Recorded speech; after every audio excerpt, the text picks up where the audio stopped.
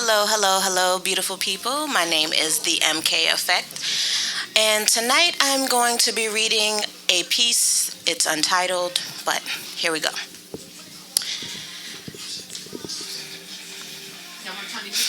Yeah. No one talks enough about the murkiness in healing, where the devil sneers and shows its pointed teeth, the bloodshed and its terror. Faced in the mirror, almost unrecognizable. The healed healer also needs healing. And because healing isn't linear, the beautiful yet tortured soul of winding roads spun out of control.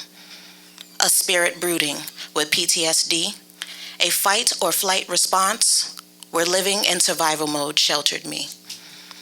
The desperate need for stability and consistency where no boundaries are crossed or unwavering.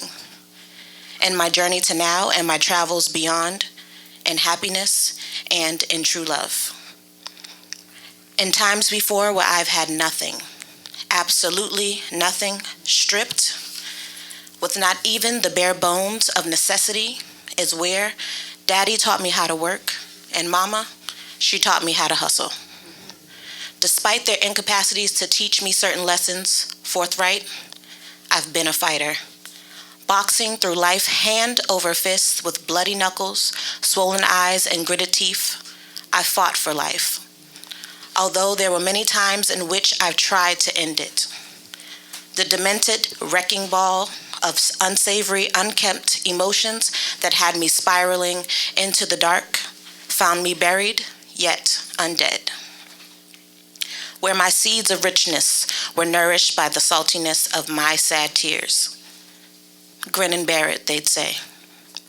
A philosophy that for years stood the test of time, until time had me at its mercy, bound and grappled by the throat, grasping for little air. Thirsty and starving for drips of experiences I've never tasted. Abundant peace, genuine love, self-worth. Instead, the feelings of angst, rejection, and isolation plagued me into a dwelling of emptiness where I felt drowned by its etching silence, where not even my whispers dared to speak, for fear of spewing bone and bearing soul, wearing poise as a mask to blaze through fire. What stood across my face? A warrior, am I?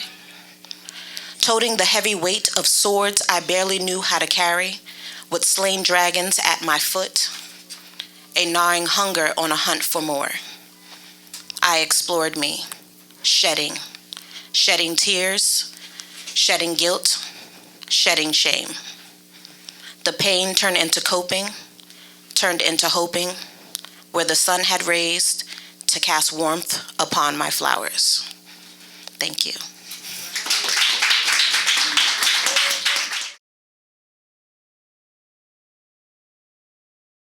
Support you in public. Yes. It means something different, and we can get into that a whole nother time. But the point of the matter is, he's a black male talking about domestic abuse, and so we knew as women who have gone through it that there would be a lot of pushback, and so we made sure to support from a female survivor side. But what I would say is, as survivors and advocates in this work, it is crucial to us for black and brown men and men of empowerment and leadership to show up in spaces and really show support. It's one thing to say that's not cool. It's another thing to be a part of the fight. That's right. I totally agree. Shaquera, you mentioned pushback.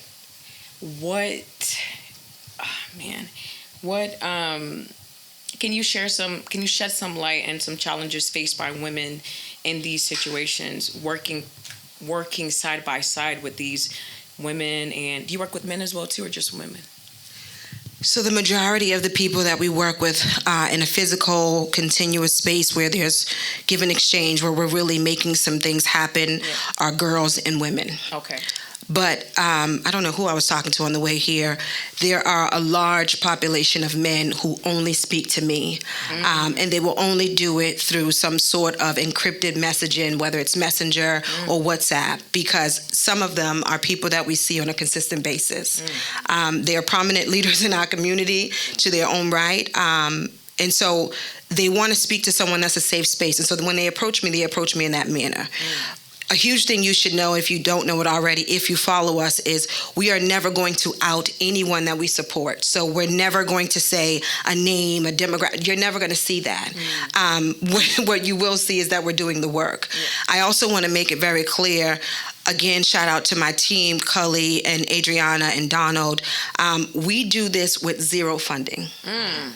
I won't even employ you with the numbers in terms of the amount of people we have saved on a consistent basis, because we take these calls 24/7.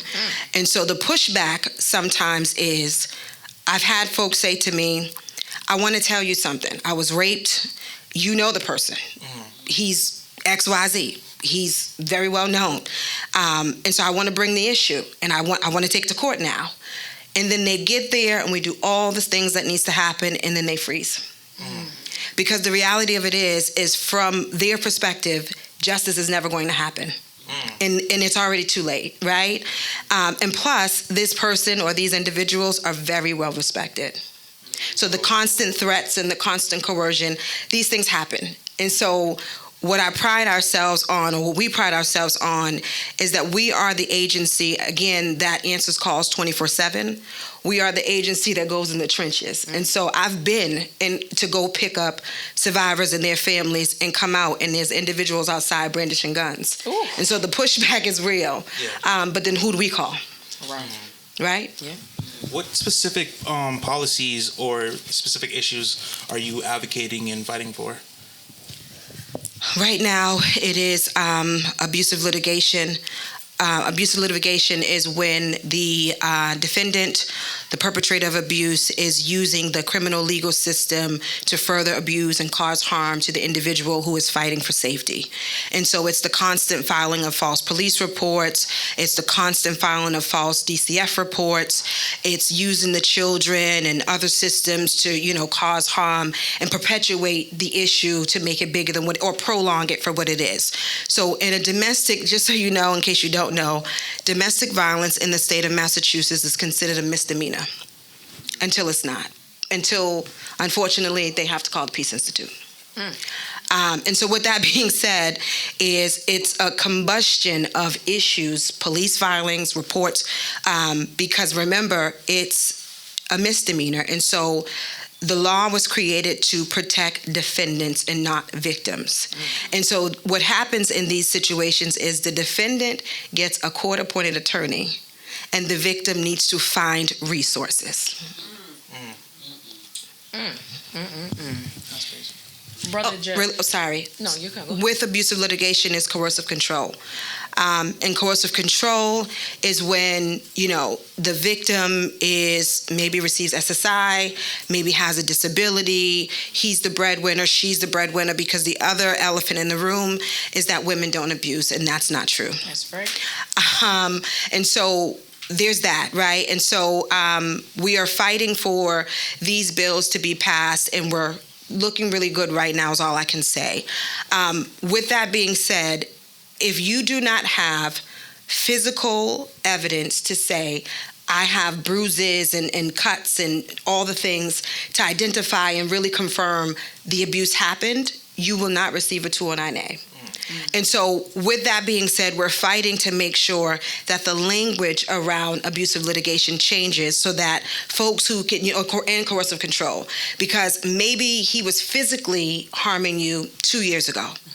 And now you have the courage to go to court and file for a 209A, and the judge is going to say, well, when was the last time? And you're going to say 2 years ago, and the judge is going to say, I don't find reason for you to be in imminent danger. And so we're pushing for this to change, and so that people can be protected. We won't say women because, again, there are men, there is the LGBTQ community, there are elders, there are children who are seeking this type of support in terms of legal protections. And really quickly, that was one of the things with the film. When I wrote it, I was going to show a relationship of a woman being abused and a relationship like duality of a man being abused. And I'm aware of when I started this process and decided against showing a man being abused. I'm aware that obviously men are abused also. It's disproportionately women who are impacted. I also realize that it's not taken probably as serious if a man goes and reports that he's being abused, or the shame that comes from that, or maybe a police officer that's taking a report chuckling and making snide remarks. But instead of trying to fight both fights, I just picked a side, right? And so by me speaking and being who I am, I'll deal with that. And I've had some comments about, what about, the men that's being abused, or what about, man-on-man relationships and women-on-women, and I get all of that. However, we have to pick something and do it. All hands on deck. If you want to advocate for men that's being abused, have at it. We need you also. If you want to advocate for children being abused, have at it. For me, I just felt like it was important to make this statement, have these conversations. And again, and not to segue to Brother Jeff, the Honorable Minister Louis Farrakhan said, the impact of one song is more powerful than 10,000 of his speeches. Right? And so, if that's the case, there's great power in making a record and making visuals and being very intentional about it. Same way people can show violence in a song. Yeah.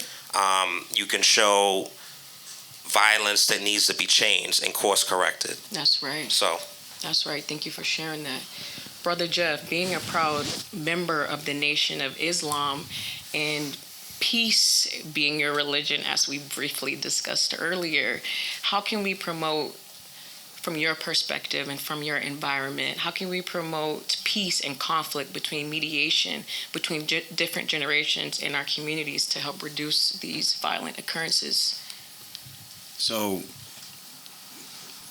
coming from that lens, wow, that's a beautiful question.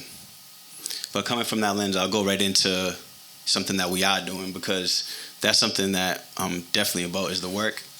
And so I'll touch on that, and that is the 10,000 Fearless.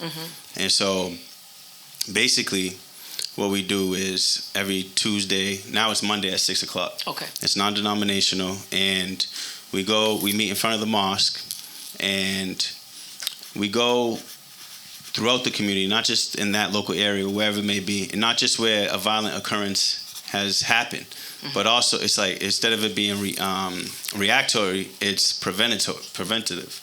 And the thing that's powerful about it is that, it's something that we talk about a lot about, what can we do to curb the violence, and that's something that everybody is at the table trying to figure out.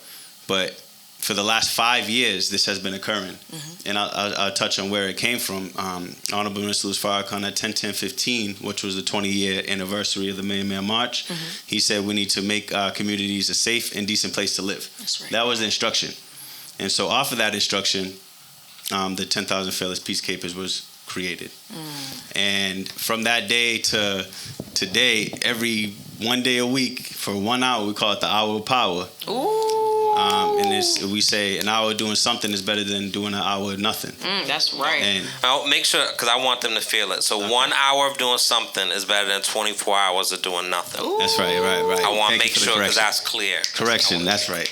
But, I'm talking about it, but DL been there since the beginning, you know what I mean? Yeah. So, I definitely appreciate the brother, you know what I mean? And so, I'll just share just a lens, that from that lens, engage in the community. We'll go to locations where, somebody maybe have a weapon on them, and engage them as if they are who they are, which is a brother or a sister. Not worried about what they have on them, what they're doing exactly, but come at them with a genuine love, with no fear, and engage them. But that's the piece. Is a lot of people will see that brother and be like, oh, look at that. Look at that. Have a judgment of the person, not recognizing why that person might be there. Yep. Not going up to them like, why are you there with that gun on you? You know what I mean? No one does that. Oh, I can't say nobody, but a lot of people don't do that. Yes. And so we have a group of men on a consistent basis that are doing that, engaging our sisters, maybe crossing the elderly sister across the street, whatever it is. And Acts of service. Acts of service. So also when we're moving, we're not just quiet. I'm usually on the blowhorn, and we. Oh yeah. Yeah, I'm usually on the blowhorn. We got a blowhorn, and we're going up the street, and all in orange, and the orange represents, usually it's construction, right? So under construction, or another reason when it's orange is because the different gangs have colors. So if you see 15 to 30 to 50 men coming up your street with orange out, that's not the opposing gang. So we go up the street, and our chant is, black man, stand up right now. Present for peace, right here, right now. And so people are looking at us maybe like we're crazy at first, but then as we're going up the street and they recognize that, yeah, we here. They love it. They love it. And They not only take that, out we their got phones, they record it. families from the buildings adding on to the chant. Some people crying. And it's so impactful in so many different ways that I want to be able to, I don't think, touch on it all today. But something else we have is a hotline, a Stop the Beef hotline. It's 1-833-4-NO-SMOKE. And that's for people who may be in a situation that maybe they don't want to be in that situation. They don't want to have, they know that it could turn deadly, and they want to get in front of it before they lose their life. It could be a family member that knows of a situation but can't do it themselves, and they reach out to the hotline, and we have a neutral location where both parties will be searched, make sure they don't have nothing on them, and a bunch of brothers will be in the room. And the minister will sit down and engage in that conflict mediation. You want to add on? We've, I think that there's been 4, maybe more, maybe 5. Definitely, I know of 4, and 3 of them for sure could have turned deadly by that weekend. One of them, like, they brandished weapons on each other, and I think it goes to the power of people that's in these situations. I mean, yes, you have, sometimes it's just really extreme cases, but people who are in these situations don't want to be in these situations. And what we've seen with the mediations are there's just really just a miscommunication, and one example is a person drove by somewhere, the person was working there, he went out and put out the trash. The person drove by, looked at him because he looked familiar, wasn't sure if he knew him, and rolled the window down and was staring at him. That person interpreted that as something else, and then, flashed his pistol. And now the other person that was looking at him, it was his birthday. So you know how we feel on our birthdays and just taking selfies, and you know what I'm saying? He's feeling good, and then somebody just violated him, and then being men, macho, machismo and all that, it turned into something else. Luckily, we were able to get involved in it. But 10,000, and again, like, this is like a glossy overview of it, right, that we're saying. But there's trainings and modules that each of the members have to go through.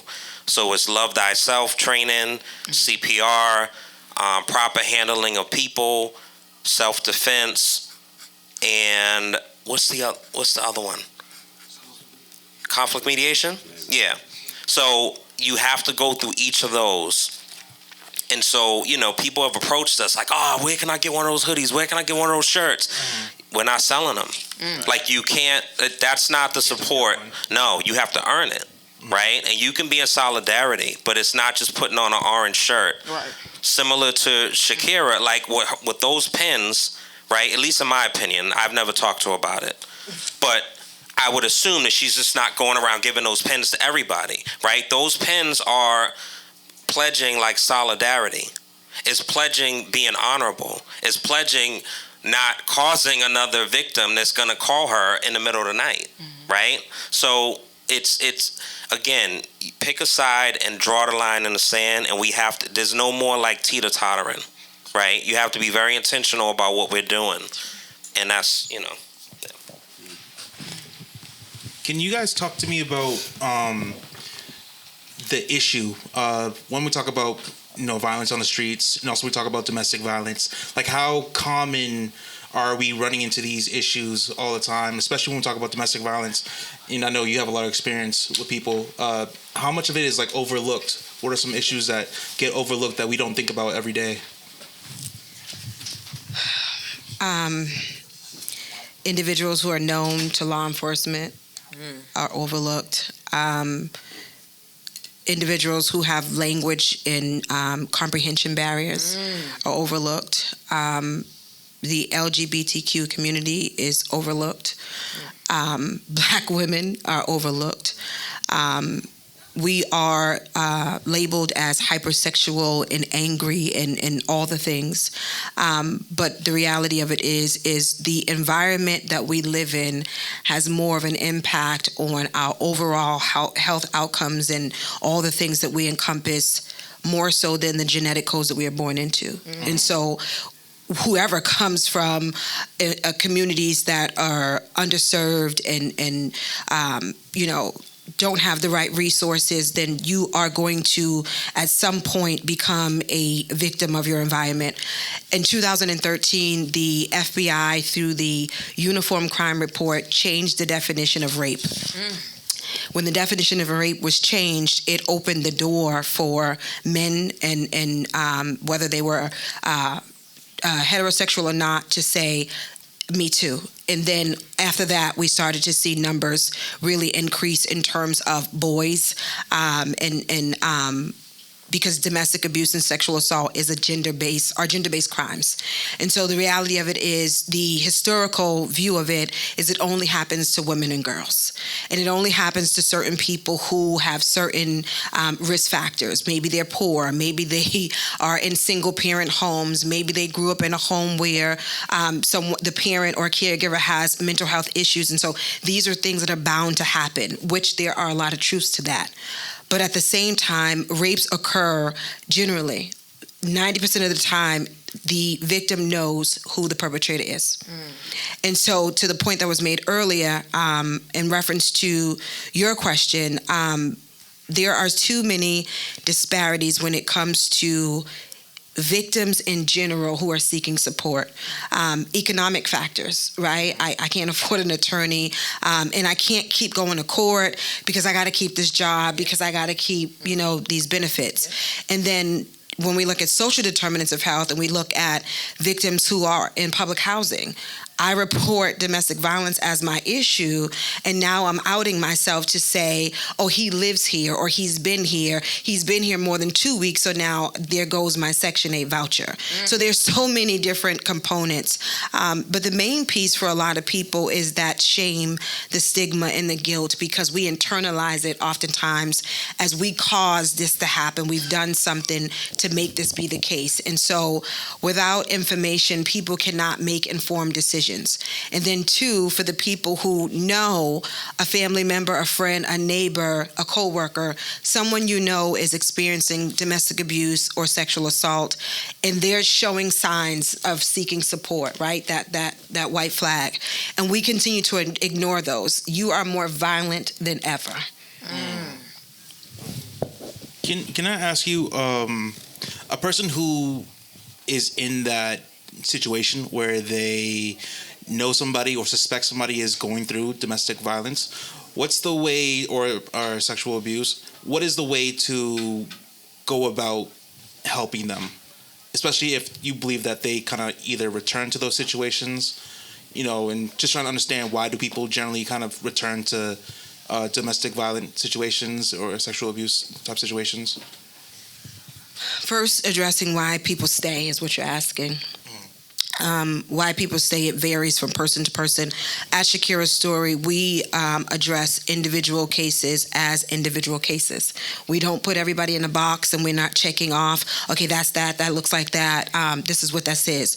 We allow people to share what their experiences are, and we help them to unpack the layers of trauma and abuse in situations that have led us to this point, right? And so with that, we create a safety plan that is individualized to the individual themselves.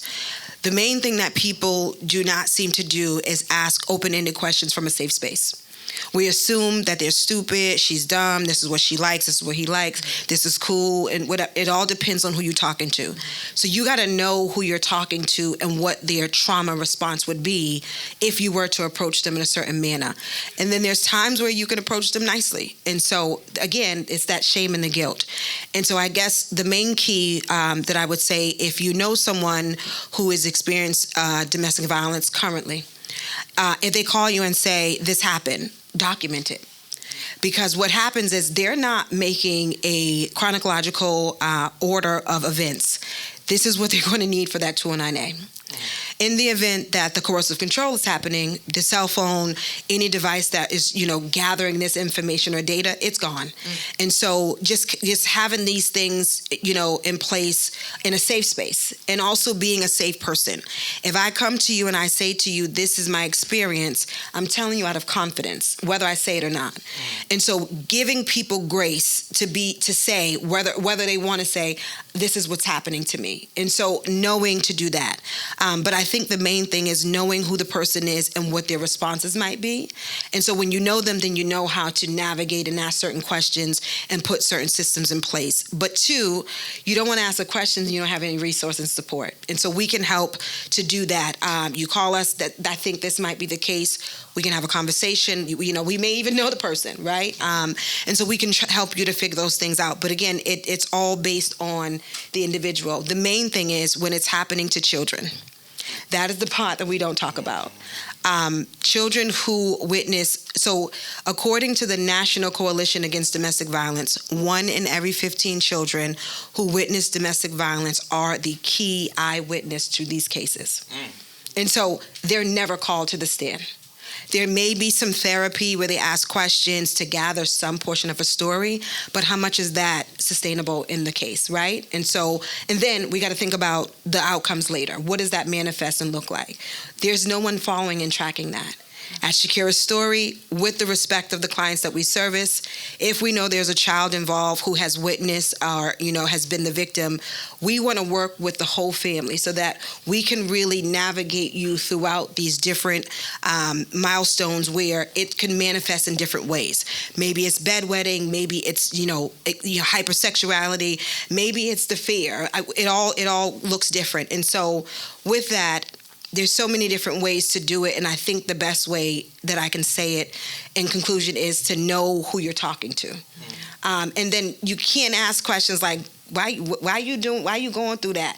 It can't be judgmental. It has to be open-ended, and it has to be where you're empowering them to tell something, right? And so, I noticed this, and when you're ready, we could talk about it. Not, this happened, and then you got to do it in a space where it's just you and that individual, so it feels safe and it feels confidential.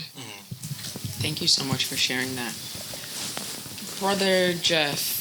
In the intro, we mentioned, I mentioned that you are the supervisor for the Torch Enlightenment team. Can you tell us what that is? Absolutely. It's the Torchlight Engagement Team. Yep. And what that is, it consists of brothers who are in the nation. Not all the brothers in the nation, so it's not just brothers and sisters in the nation. It's a group of us going into Nubian Square at this moment in time on a daily basis between 9 a.m. and 7 p.m. And I started off as a member of the team. And, let me back up, because the nation has been in the community for 90 years plus, and went into the community not, looking for a dollar, but to help our people. So Torchlight is actually a 501c, and the Torchlight Engagement Team is down in Nubian, like I said. And the brothers and sisters are paid down there. And that allows us to focus our attention on the area, and still be able to take care of our families or do whatever we need to do. And when I was a part of the team, a big question came up, was like, what are y'all doing down here? Like, what you got? You know what I mean? What could, what's up? So that was over and over type of question. And at the time, it was just basically what we knew of at that time. And so when I became the supervisor of the team, that was my main focus, was to go to any organization who has some kind of a resource and receive a tour of their facility and a better understanding of their program from the director's perspective. So that's who I would speak to, is the directors. And so with that, I would take all that information, share it with our team, and we would go with that and go share those resources with the people in the community where they may not have had the opportunity to receive those resources. And we also offer the people that we see for the first time or people we've been seeing for over the last 4 years, if they want to go into detox every time we see them, because it might be that time that we ask them 3 years later where they be like, and it has happened where they're like, all right, yeah, I'm ready. And that could save their life. So there's the resources for detox. We try to connect people to shelter if they need it. And being trusted by the community is something that allows us to, engage the people in a different way. Yeah. Where if you were part of an outreach team and you're coming down there and they smell fear on you, if they think that you're there for a different reason, you can end up you could get chewed up, down there. Yeah. But they know when we go down there, they say, oh, there's the brothers.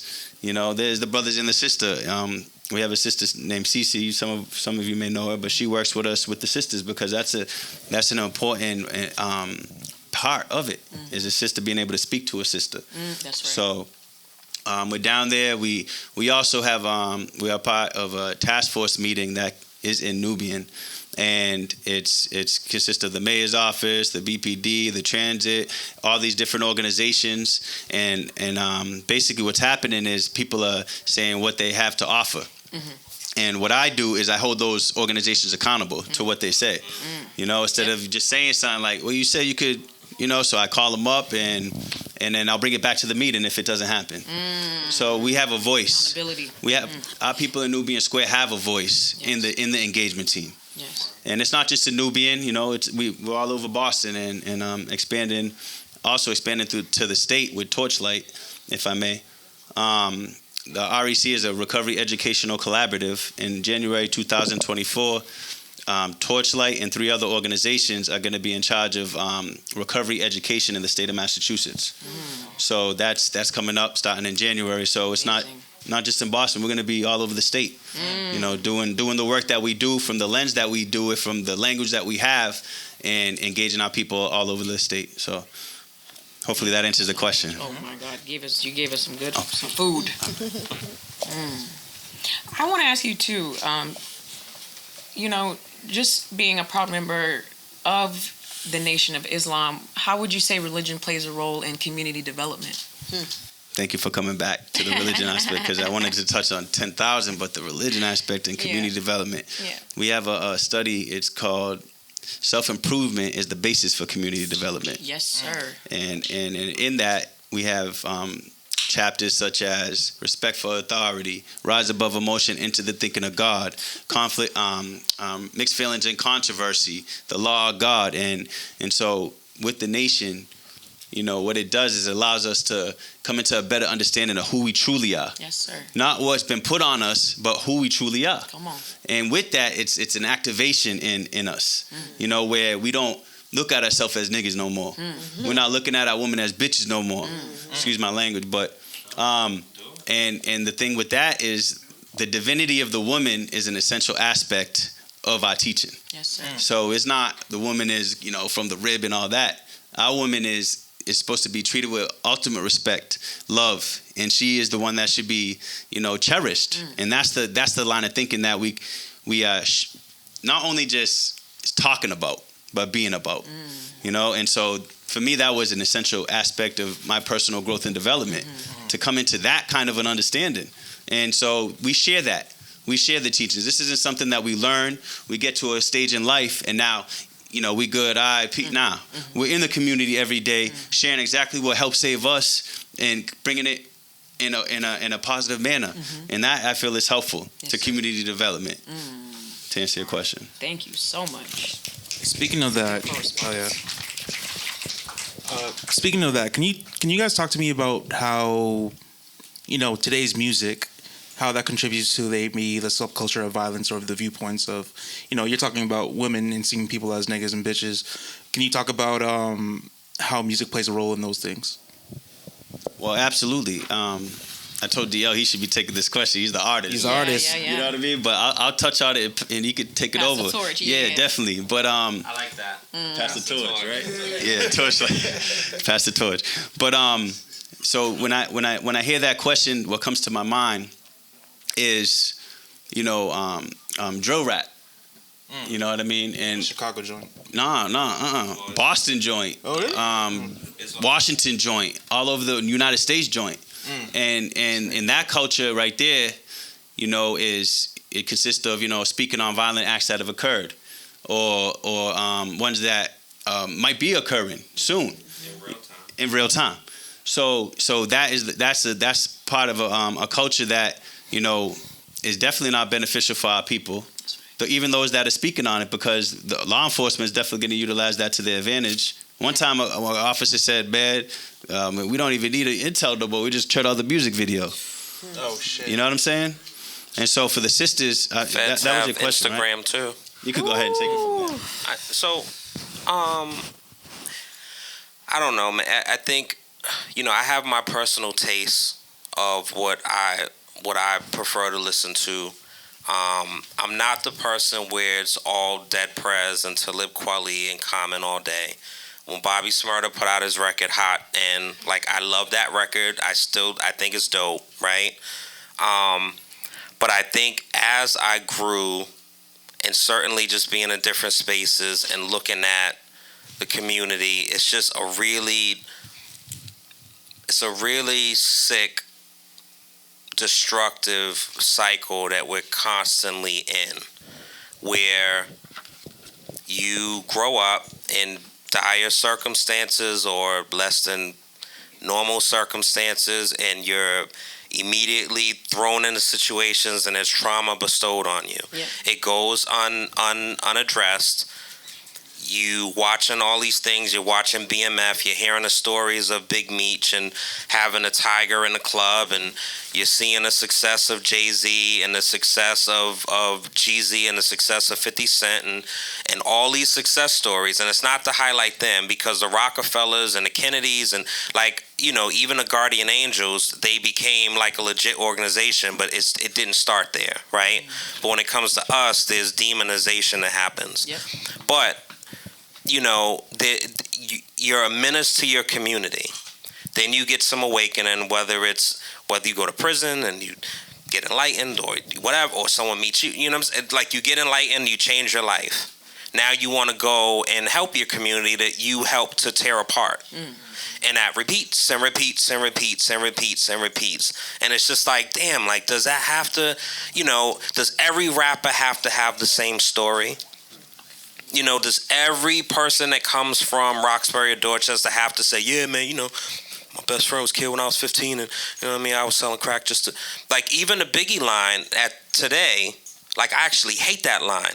I was just selling drugs to feed my daughter, and it's, hi Siri. So, that line about just selling drugs to feed my daughter, I get it, because I grew up a certain way, but that doesn't give you license to terrorize the community and be destructive. Yep. Because you're just trying to feed your daughter. Well, what about mine? Yep. Right. Right? Come on. So, I think the drill music, I think social media plays a big role, and it's just unfortunate. A lot of us in the room that over a certain age, we've done a ton of things. Fortunately, we didn't have cameras and all that type of stuff. So no face, no case, as Cardi B says. But I just think it's silly, and it's immature, and it's detrimental. And Right. But again, be the change that I want to see. So it's not me to go and preach to. I know the music that I'm making, there's a market for, and so it's just a matter of finding that. That's right. Yeah. That's right. Yes, please. Just one thing, something that wasn't touched on about that music and it being even on YouTube. You know what I mean? It's monetized. Yo, yep. You know what I'm saying? It's monetized based off of how many people view it. Come on. And then even going to record labels and what's being played. Come on. It's not up to the hottest artist might not get played if he ain't saying the right thing. You know what I mean? Now. So there's that part of it too that we didn't touch on, but that's really real. Perpetuating the the violence. Yes, man. Yep. Oh man, this is so good. We're gonna do a Q&A after this. I'm gonna ask you guys one last question. This question will be for everybody. I think that the most important thing that we can do, we always talk about the situation, we always talk about the violence, we talk about the people involved in the violence, but how can we provide resources and tools for these people, men and women and children and members of LGBTQ communities, people that are really underrepresented? What are some tools and resources that we can do to support them? Let's start with you, Daniel. I was hoping I would go last. Okay, Shaquera, let's go. Well, Because you got it. You got it? He got Okay. I mean, I think I have like a little cheat code, and so, meeting Shaquera, which then she introduced me to Laverne, who does amazing work in her space. Love Life Now. Love, I always say it in reverse. Love Life Now. And I'm very intentional with there are 2 black women that's in this space. And so, yes, there's Jane Doe. Yes, there's Casa Marina. Yes, there's Respond. Yes, there's, what's the other one? It's a whole bunch. There's a whole bunch. But, from my knowledge, a lot of these numbers are hotlines. And so if you call them at 1 a.m, you might get a voicemail, right? And then that 1 a.m. phone call might be really the difference between life and death. And so me having direct resources and phone numbers, if I come into a situation, I can handle that a little differently. But I'm also, as was said earlier, I'm an empath, and I realized that over the past 2 years. So I'm very, very mindful of what I get involved in and how I get involved in it as much as I can. And I have kind of an unlucky privilege of getting in this space to help and be an advocate, and then I get out of it and go home. Shakira's in it, right? So she doesn't have that luxury of turning her phone off, and you know what I mean? Because her turning her phone off literally can be someone's life or death moment. So I'm aware of that. I hold that sacred. I try my best. And it's going to be uncomfortable, but it's not more uncomfortable than the people going through it. So, again, I think half the battle is just showing up. Yeah, I agree. So, What about you, Brother Jeff? What are some resources for people who are looking to escape their violent situations? So even the ones that was presented today Yes. is a good example. Yes, I agree. The Peace Foundation and Sister with her organization, and something that when you ask the question, what comes to my mind is you saying we talk about it. You know what I mean? But we have to find out where the spaces are where stuff is happening. Come on. You know what I mean? Because there's millions and millions of dollars that's being earmarked for us or people who have dealt with violence. Yep. You know what I mean? It's being earmarked. But who's the ones that are deciding where that's going? Right. What's it going towards?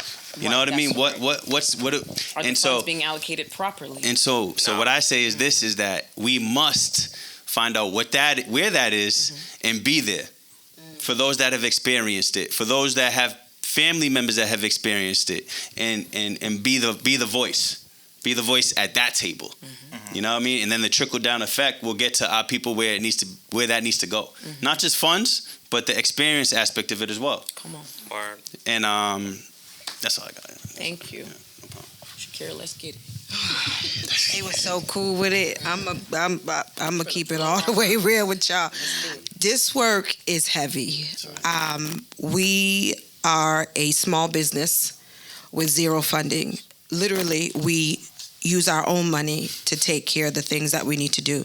And so in terms of domestic abuse responses, there are other agencies that we've reached out to for support, but that just drives their agenda, their mission and their vision, in terms of they were able to answer a call. Shakira's story does not receive recognition on behalf of those spaces to say, in X amount of weeks, months, whatever, we were able to work as a collaborative, because this work is very much siloed. And so we are intentional about shaking rooms and breaking silos. And so with that, we are intentional about our partnerships. I talked a lot about domestic abuse, but I want to tell you something that I started to say earlier today. 2 days ago, we got a call, and it had nothing to do with domestic abuse. It had something to do with an estimate. 2 days ago, someone estimated at a school, the Dever Elementary School in Dorchester, that there were between 20 and 25 unhoused families. That was 2 days ago. That was the estimate. We got the call, I don't know, what was it, 9, 10 o'clock at night? I went to the school this morning to have a sit down, a call of action, to really start to strategize. And we came up with a hell of a plan. And they're on board, they're ready to go. Because the reality of it is not 20 to 25 families. It is over 120 families who are unhoused. There are kindergartners who are traveling on private vans from Framingham, Foxborough, Worcester, to Dorchester to go to school. So they have to leave their homes at 5:30 a.m. to get to school in time for 7:10 a.m. or the shelters or the hotels that they're staying in. They are eating and thriving off of microwavable meals. The call to action here in terms of resources is, if you have a heart and this resonates with you, so let me also be clear. We do not take direct donations in any capacity for any family. It goes directly to the source. So if you feel compelled to help, they already know it's coming, because I said we will put the call out to action. You go to the Dever Elementary School and you drop off gift cards, you drop off, things that could be microwaved or bread or whatever, things that can last on a consistent basis. There are teachers, the principal and their whole team they showed me, they have snacks, they have certain things set in place for in the morning when children are hungry, throughout the day, and then they go home with snacks. These are people doing outside of the norm. If we continue to do the normal day-to-day, we will continue to lose people. And so, there's a lot of resources for DV. And we could talk about us all day. But there's a greater need right now at the Dever Elementary School, where over 120 families are unhoused. Puma, as you can see, shout out to Puma, is one of our partners. And we're meeting with them next week to talk about what can we do to address this issue. Because the reality of it is it's not just getting people to resources for domestic abuse and how to navigate those systems. People still got to eat. Lights still got to be on. They got to be safe and all the things. And so we address all those issues because we look at people from a whole person perspective. So again, the Dever Elementary School, if you feel inclined to do so, please, whatever you can do, let's make it happen. And so what I would say, or my suggestion would be, if we can do this in the sense of Visa gift cards or, because they can be used anywhere, so people can be able to feed their children real meals. We're getting ready for the holidays and it's cold. Yes, there's Katie's Closet for the people who are wondering, but Katie's Closet is for the entire school base. If they take what's in Katie's Closet that I saw today, they will only be able to help half of the 120 families. Girl, I got kids. You about to make me cry with that story. Those babies don't deserve that. We got it though. Yeah, that's right. I also want to mention too, the final resource that we have is, another resource that we have, not the final one, is the Louis D. Brown Institute. I don't know if you guys have heard of it. Louis was, you guys have heard of it, right? They spoke earlier today. Okay, word. Thank you guys for being here. So they are another resource as well too, and they provide survivors outreach services. They provide healing support services. They provide community reentry program, and they also, which I feel like is the most important, is advocacy resources. So if you guys need or you know anybody that could use any help within their trauma, their experience, please reach out to this program because they are ready and willing to help. Woo! How you guys feeling? Good. You guys feeling good? Yeah? Give me some more. How y'all like? Y'all all right? Y'all all right? Y'all doing good? All right. So that was the panel session of our Loud Enlight experience, and I would like to know if anybody has any questions for anybody on the panel, or any questions for the Louis Brown Institute. What you guys thinking? We can pass the mic down to you guys. What's up, Shane? Just for anybody up there, what was one situation you faced in the domestic or violence world where even you felt like, wow, how am I going to handle this? This is could be a cup even too big for me. You know what I mean? And what was that thing, and how did you deal with it? That's a good question. What was that situation? So, I'm getting ready for trial. I am a survivor of domestic violence who continue to be stalked and harassed by the individual in my case. This is started in 2017, and I am still going to court for this matter, to the point where the individual has filed so many false allegations that I am in fact the abuser, that he was believed, to the point where a judge decided, without me being present, yeah, whatever you're saying, your evidence, all, we believe you. And so what they did was, when he filed for a restraining order, so what they did was they gave him what is called an ex parte restraining order. So he got this restraining order for 10 days.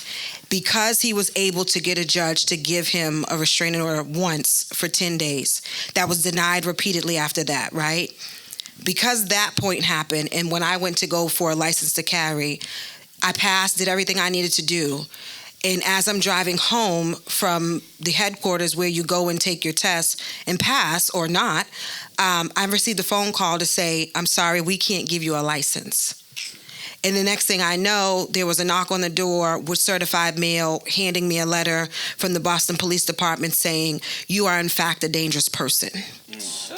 Today I'm still listed a dangerous person. And even me saying that is dangerous. Because the individual can go and say, she stabbed me, again, falsely. And depending on how I'm continuing to protect myself, if my story and my ally, doesn't line up, I'm gonna go sit down. He has never been arrested. And so I show up and I do this work for other victims and survivors and their families. And Cully can tell you, I'm constantly now I'm at a point where I'm having survivor's guilt. Because it's like I'm telling people, reach out, say something, let's do something, let's navigate these systems, and I am hitting a brick wall every single time. I sit in a room with individuals who, when I was a victim, like in the thick of it, they denied me support because I'm my intellectual property. I'm able to speak. I have a car. I have my own place, and I didn't want to give these things up. We're colleagues today, and they're very much uncomfortable because you denied me a service. And so now we're supposed to sit in a room and do this work together. I can tell you we don't do this work together because they can't bring themselves to the point where they're making an understanding of, I did her a disservice and now she's saving lives. That has nothing to do with me. It has more to do with them. But to your point, I'm constantly in a space of, this is not about me. This is more about my children and their children and their children and everybody else's children. So I show up in these spaces and do this work in the hopes that we're just saving one life. But at the same time, I am constantly in battle mode and prayer position because at any moment I could sit down somewhere because of a false allegation. So I'm constantly tracking my own steps and GPSing everywhere I go so I can track whatever I'm doing. Because if I don't, then me being a dangerous person, I put myself at fault to possibly be incarcerated. Any more questions? Yeah. What's up, Moses? Anybody else answer that question? I actually have a question. Mine is, it's just because Brother Jeff is here, is 10,000 Fearless related. I think we had just finished the Hour of Power. I was leaving. I think everyone else was kind of trickling off. And right across the street from the mosque, the liquor store. Were you there that night? No, sir. Did you hear about it? I did. Yeah. So I heard, like, so if you have your spidey senses, like, you can tell when a conversation is not so friendly, right? So I'm looking, I'm like, I know that we just did the hour of power. This can't be happening right in front of. And so I'm like, is this happening? And it was a younger dude, and it was a much older guy, and they were going back and forth, and I'm sure they were both drunk. And so I just kind of wandered over there by myself, which part of 10,000, the whole idea is we're all supposed to be together, right? But I have put myself in dangerous situations against my wife's judgment, and I have to be a little mindful of that. I've jumped out of the car and broken up fights, and my daughters were in a car, and it was, I have to be mindful of stuff like that. Yeah. But the impulse kind of comes, and I'm tired of being a bystander. Yeah. You know what I'm saying? And pulling out phones and on World Star, and that's just what the culture we're in. So anyway, go across the street, and I tried to I don't know exactly what I did, but I tried to intervene and come and say, peace, peace, peace, everything. And they're going back and forth. The alcohol's flowing. Mm-hmm. I did the bat signal. I think some brothers came over. Tried to interfere. One of the dudes said, get off me, and called one of us a B, I think. And then it just escalated. And then the older guy had two younger guys that was like tucked in the corner that the younger guy didn't know that was there. One of them came and just knocked him out cold, hit him, punched him in the face. He then immediately slammed into the pole and then slammed on the ground. And I'm like, yikes. And so again, being an empath, like that sat with me the whole rest of that week. Yeah. Right? And I'm like, damn, like I wish I would have went on. I'm trying to think of all the stuff and replay it, and I'm like, damn, should I even be doing this? Like if situations like this gonna, because you have to be able to, and I don't know what Shaquera's process is. There has to be a certain way in which you can unplug and not take that home, or you'll drive yourself crazy. And so I don't know how to quite do that. But in that moment, and he was alive, we sat with him, the police came, we sat with him and just made sure he was okay first and foremost. But, that sucked, and I felt like I failed in that moment. And so I went home with that, and I was like, damn, like I could have, but sometimes things happen, but at least we were there to prevent him from being stomped out. Yeah. Yeah. And so I had to take that as like, okay, yeah. Right. So. DL, don't forget, someone drove by and said, "Why won't you guys help?" Yeah. Oh, I didn't. I thought you left. I mean, yeah. So it was a car full of women. And, that's the tricky part, man. And being from the community, have a certain sensitivity, like you just kind of, you hear blah, blah, blah, and you just ignore it, right? But they were like, y'all standing over there just watching. Yeah. And the police came and they're egging them on. And these dudes were sitting there and they were just watching it. They weren't even there. Like, what are you talking about, you crazy lady? Yeah. Right? Mm-hmm. Which is annoying because we're there trying to literally help. Yeah. And you're coming and just wah, wah, wah, wah, wah. So, yeah, that happened. But, I try to block that part out because crazy lady. I wish we could take more questions, but we are unfortunately out of time. Thank you guys so much for being here. Thank you guys for sharing your experiences, your stories, your organizations, your gifts. And thank everybody for being here. I want to thank everybody personally. I wrote down everyone's name. So thank you, Camila. Thank you, MK. Thank you, Mama Nita. Thank you, Veronica. Thank you, Kelvin. Thank you, Christina. Thank you, Jeff. There's two Daniels here. Thank you, Daniel. I don't know if the other Daniel left, but thank you, Kosi, Hailey, Leah, Shakira, McKelly, Kayla, Jade, Shane, Veronica, Mose, X, Mishari, Catherine, Eddie, Alicia, Jada, and anybody else that I missed. Thank you so much for just being here, being open. You could have been anywhere else in the world. So hope you guys enjoyed this panel, and feel free if you have any more questions. I'm sure these guys are open to answering anything. The bag. Peace and love. Thank you.